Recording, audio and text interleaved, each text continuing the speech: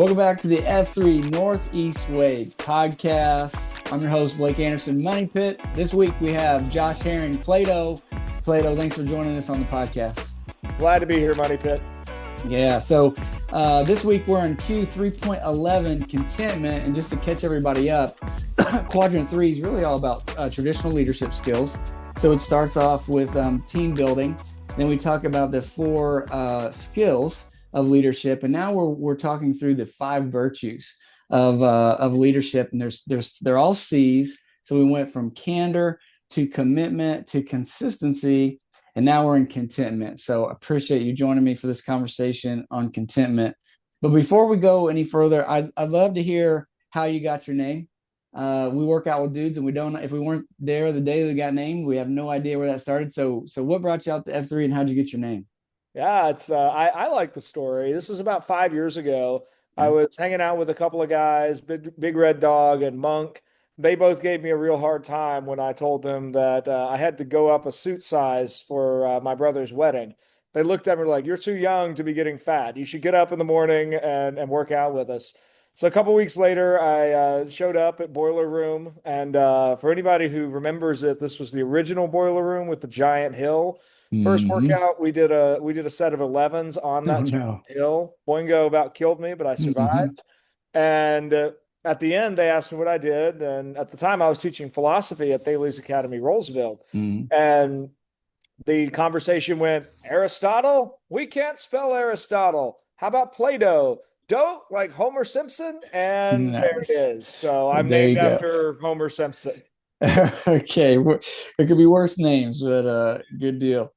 So we're talking about commitment here, and I know that you're a man of faith, and I appreciate your thoughts on this, and we'll see where this conversation goes. I think it's worth touching on a couple things as we jump in here, and I like how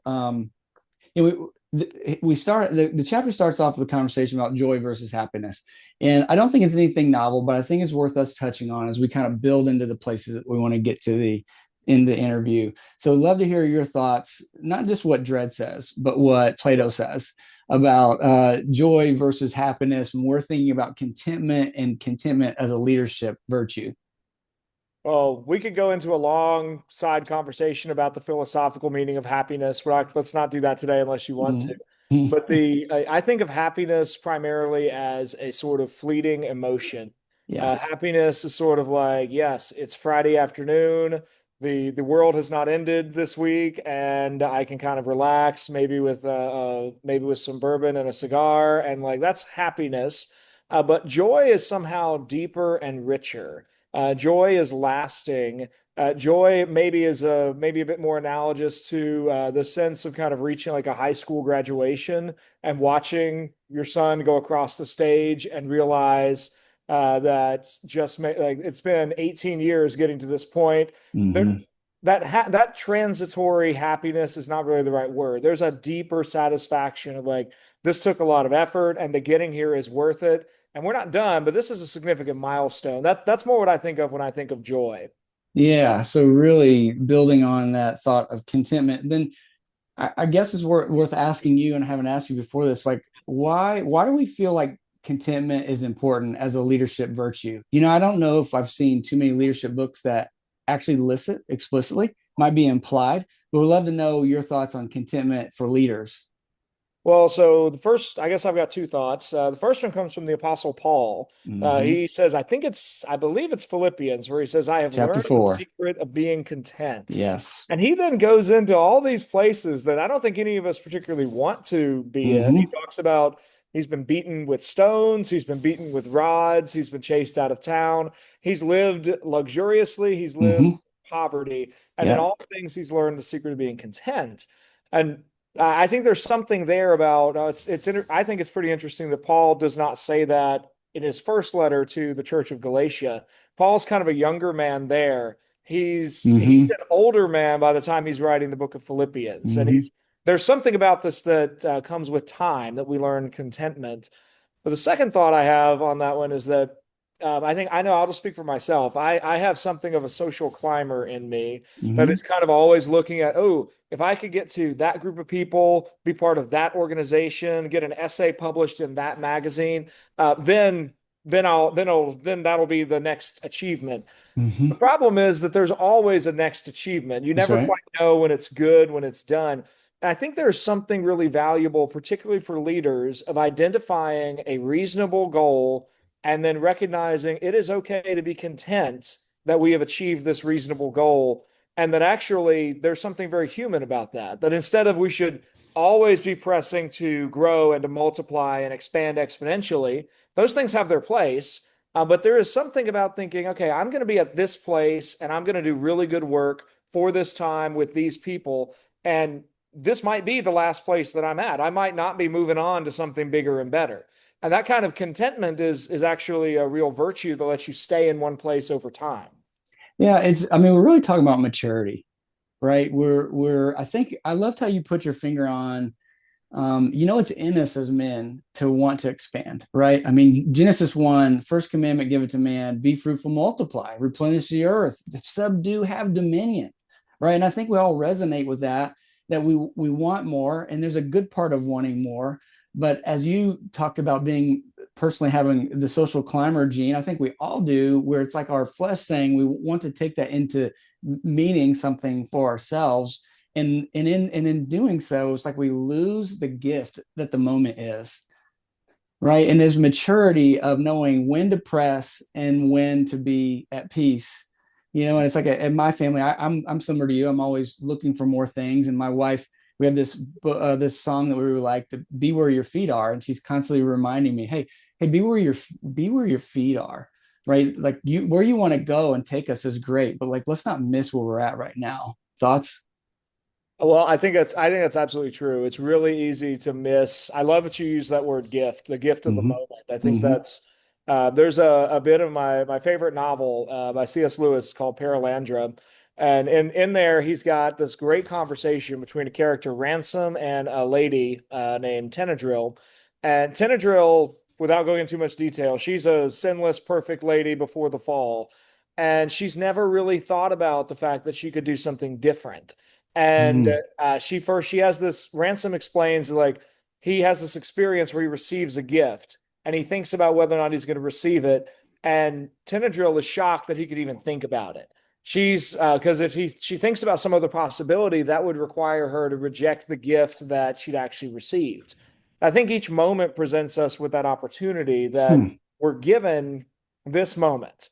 And Mm-hmm. that's part of contentment is being able to cherish where we are.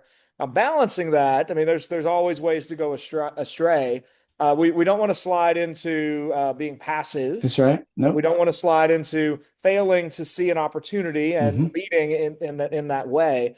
But at the same time, we don't want to always be rushing That's to right. such that we just miss everything that's around us. One of the I think it's the last virtue that we'll get into next week is courage. And really, they want a war at odds inside of us. And I think it takes the virtuous leader to sit in the tension of the two, right? The courage to charge the field along with the contentment for what I have right now, and knowing when is it time to press, when is it time to be patient. And that takes some real growth and maturity in that. I think so. Aristotle talks about courage being in the middle of these two extremes. Mm-hmm. There's a soldier who he might just charge out against the enemy without his weapon. That's the Mm-hmm. foolhardy soldier. Mm-hmm. There's also the soldier that runs away from the battlefield. That's the coward. The Mm-hmm. courageous man is the one who wisely moves towards the enemy. He's got his sword, he's got his Mm-hmm. shield, he's got his spear, and he's charging. But he actually can do the thing that he set out to do. He's neither Mm-hmm. foolhardy nor a coward. I think Mm. somehow that hitting that middle ground in courage is also helpful when thinking about contentment because Yeah. there too we want to kind of be in the middle, not on the extreme.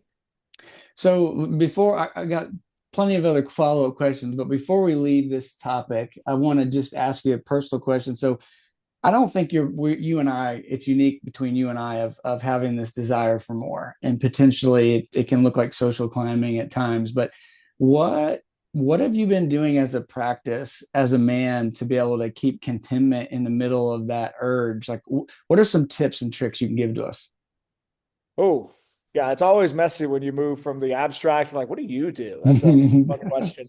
Part of that, I mean, part of that is resolving ahead of time that I'm not looking in a certain way. I mean, I think this is one way every married man should hopefully recognize, Hmm. right, that you have to, and obviously as a man, you're going to notice beautiful women. Hmm. And if you're going to go to the beach, beautiful women tend to abound, Hmm. very Hmm. little clothing.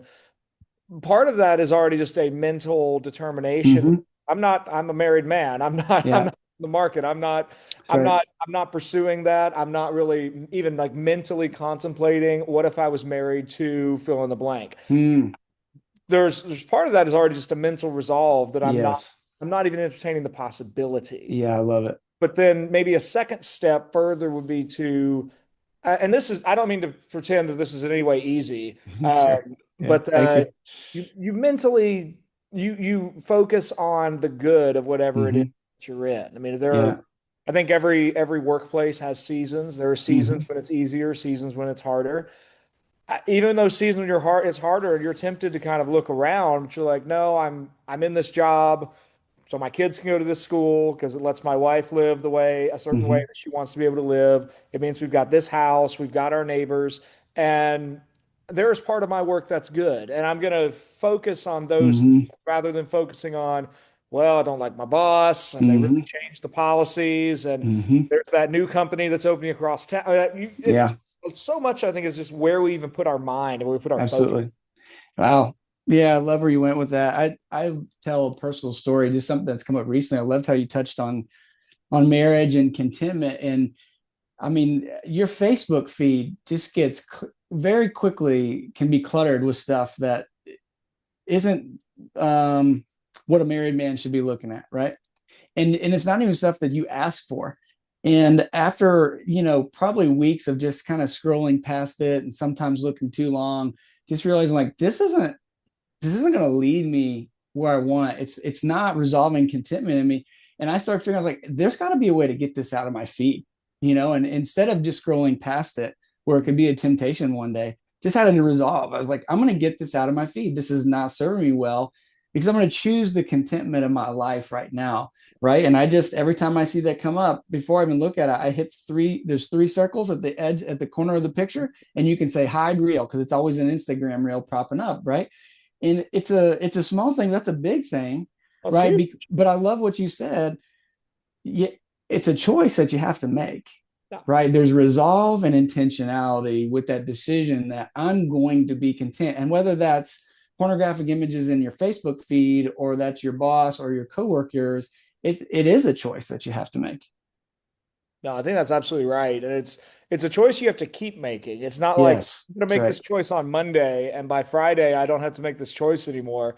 And in one sense, I mean, when to go back to Paul, when he says he's learned the secret of being content, Mm-hmm. we're hearing a man who has already cultivated this as a habit say Yeah. that. And after 20 years of choosing contentment in Christ, he can say that. And we're looking at that thing, okay, so I'm maybe much further down that path of like, all right, I might have 15 years of choosing this contentment before I even really feel it. Yes. That choice over and over and over again that enables eventually the reality. Yeah. So in this, I want to reference that passage in Philippians as a segue into this next question's topic in the book. And so if you're reading in Philippians 4, it starts in verse 10, it culminates in verse 13. And verse 13 is very famous. Football players write it on their helmets, basketball players write it on their shoes, right? And it's, I can do all things through Christ who strengthens me. And so when we see a football player write in his eye black or on his helmet, it's Uh-huh. almost like this thought that I can do anything. I'm a superpower. I have superpower in Christ. Well, I'm not saying that's completely wrong, but the context of the verse isn't that. The context of the verse is in the middle of life being good, in the middle of life being bad, I am able to be content, right? I have the ability because of Christ to be content. It's not about dunking on your opponent, right? It's about being content right now. And in referencing Paul's journey, I love how you've really tied this to the book. And there's a part in the book where it says rough skies make good pilots. And I think that's, part of being content is a choice we have to make. But also part of being content is through the road that we have to walk to get here. And I find as I get older, the contentment lies in the fact that I had to brave, rough skies that I've had to go through, the things that I went through. And I don't want them back, but I know it's provided the meaning and the gratitude for my life right now. I think that's absolutely true. I could think of different. I had a couple of years where I was working at a different school. I had 8 years at one school. I knew that school in and out. And I went across town to a different school and totally different student body, different group of teachers. Man, it was a rough couple of years. But those rough couple of years taught me so much about teaching and about working with people that I couldn't have learned any other way. And so I look back on those now. I try. That's a place where I try to be grateful for those those rough years because they were in the middle of it. I was definitely just feeling like this is awful. I gotta figure out something else. But that those rough skies taught me a lot about Mm-hmm. what it means to work with folks of very different views and what does it mean to lead people who you don't know very well. Like how do you do that? Right. And there's only one way to Mm-hmm. get there, and it's the only way It's through. through it. Mm-hmm. Yeah. So let's turn this into leadership a little bit. We've kind of been talking about how we walk it out, but contentment's a leadership virtue. And I'd love for us to touch on what it means to be content as a leader and why that's important, why our followers need to see their leader as content, and how that, provides an atmosphere or an environment for our leadership. Love to get your thoughts as you apply that to leadership, either through your own leadership or through leaders you've had. Well, I'm thinking particularly about from the follower perspective, it Mm-hmm. matters a lot to be able to see, okay, that leader is here and is going in a consistent direction, and that leader is not using me as a stepping stone to something else. Yeah, that's good. And so that's what I think of when I'm thinking about the leader. That's it just I've seen it most frequently in the classroom when students will get attached to a teacher and that teacher will leave abruptly for some other opportunity. And it's Mm-hmm. just incredibly disruptive to students. And sometimes that's still what needs to happen. Mm-hmm. But the the better route for the students is to have a teacher who kind of stays the course and is content in that for a time. Yeah, I mean, if you've ever been on a team as a leader where it's been a hard time, you can sense the people on the team wondering, like, are we going to be okay? And you can almost feel them looking to see how are you handling this, and they're looking for a cue, right? Like, Yep. should I agree with that? I don't like it and jump ship, or do I bear down and keep pushing here? And they're kind of watching to see how the leader does. And so I think as leaders, we need to learn that secret that Paul talks about, that whether it's good or whether it's hard, that we're exuding this confidence that comes through contentment to say, hey, I know it's tough, but it doesn't mean I'm leaving. I know it's tough. It doesn't mean that it's not good. Tough can still be good. And I think that it's a leader's job to really instill that confidence in their team by being able to live content. Wow. No, I don't disagree in any way. I just want to like nuance that maybe a bit to make a Mm-hmm. distinction where I would draw a pretty sharp distinction between contentment in the business world versus contentment in marriage. Because I want to fight tooth and nail to be content in my marriage, because I'm not breaking my marriage. But Mm-hmm. at the same time, the business world as a place of professionalism does have people coming and going. And so there are times when the leader does decide for whatever reason, like, yeah, I'm shifting gears, I'm going to do something different. And that too can't be that shouldn't be completely devastating. That's always a tricky piece to navigate. So maybe too there's something here about what is the proper level of contentment to expect from somebody in a particular place. Yeah, I mean, to your point, to fully live out Philippians 4, even as the follower, we learn to be content whether our leader stays or goes, Yeah. right? But I think if we're going to be seen as a leader, we've got to exude a confidence that even in the midst of a hard time, I'm still okay. Like, this is still a fight worth fighting. This is still something worth working towards, and we will get through this together. We don't need to leave just because it's hard. So, hey, let me catch your last final thoughts on a topic I think that just kind of continues to move this along as we wrap up. Dred says preparedness trumps control. And I think, we see some leaders who just have to control things. But then there's some leaders who just kind of allow things to happen and still find a way to be successful, and people gravitate towards. Love to hear your thoughts on the leader who needs control versus the leader who's trusting and empowering. Yeah, I think they're radically different paradigms and they lead to very different long-term results. Agreed. I've been under leaders of both of those frameworks. I can think of one man who really led with a great sense of control. He felt a deep, deep level of responsibility for the right outcome being the Mm-hmm. result. And because of that, he brought this perfectionistic expectation to everything. And what that really leads to in the long run is both simultaneously, nothing is ever quite good enough, but also it's very disempowering to the Mm-hmm. team because you don't actually believe that they have the right judgment to bring about to execute correctly. Mm-hmm. Now, in contrast, I think of another leader who really just conscientiously decided to approach the same leadership task with sort of an open hand policy instead of a closed fist idea. That open hand policy said, you know what, ultimately, the end product, the end result is a team effort. Mm-hmm. And my role here is really to organize the team and to give the team a common objective, and then to call them to be good adults who embrace the mission, who will then bring it about. And I'm certain that this second leader also has days where he's frustrated with the results. Mm-hmm. But the end result of that second paradigm is really a group of people who are all brought into moving towards that goal together, and that all of their work helps bring about the results. And I think that's a far better thing than under that first paradigm of control. Yeah, love it. Couldn't agree more. Well, as we wrap up, so Plato is an author and a podcaster. Tell us about the book that's set to be released and also about the podcast that you put out. Well, if anybody's been out there with me at Excalibur or Boiler Room or Agogi, you've probably heard me be frustrated with the book Yeah. publication process. I just, as we're recording on September 22nd, I just sent the final manuscript in.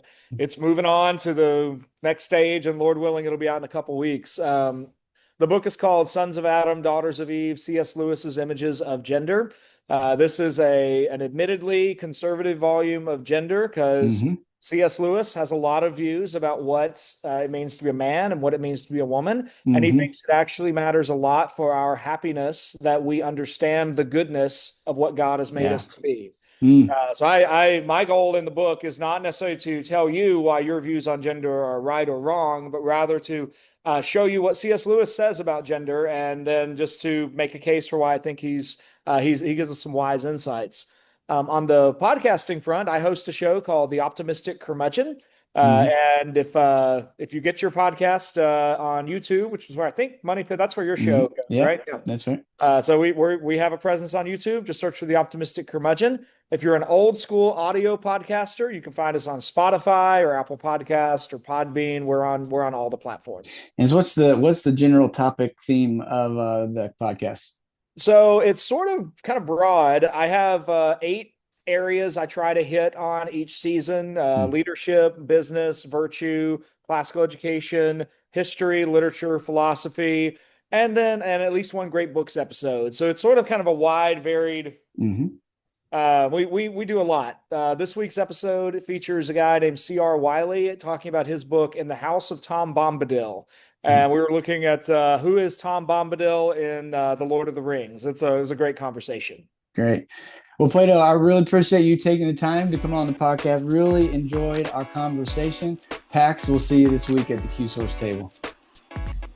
All right. Thanks, Money Pit. This was fun. Good.